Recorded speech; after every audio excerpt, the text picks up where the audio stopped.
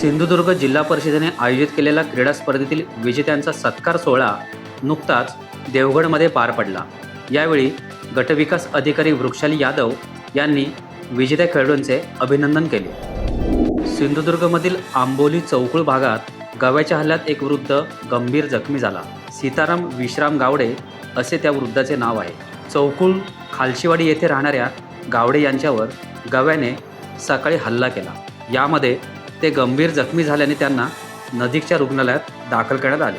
गेल्या काही दिवसांपासून या गव्याकडून सातत्याने हल्ले होत आहेत। वन विभागाने याबाबत तातडीने लक्ष देऊन योग्य तो बंदोबस्त करावा अशी मागणी होत आहे। महाड विनेरे मार्गावर इर्टिगा गाडी गुरे आडवी आल्याने पलटी होऊन अपघात घडला। या अपघातात 6 जण जखमी झाले। महाड शहराजवळ शिरगाव गावाच्या हद्दीत रात्री 1 वाजता हा अपघात घडला। जखमींवर अधिक उपचार सुरू आहेत। टाइम्स डिजिटलला लाईक करा, सबस्क्राईब करा, शेअर करा आणि बेल आयकॉन दाबायला विसरू नका। पाहत रहा टाइम्स डिजिटल।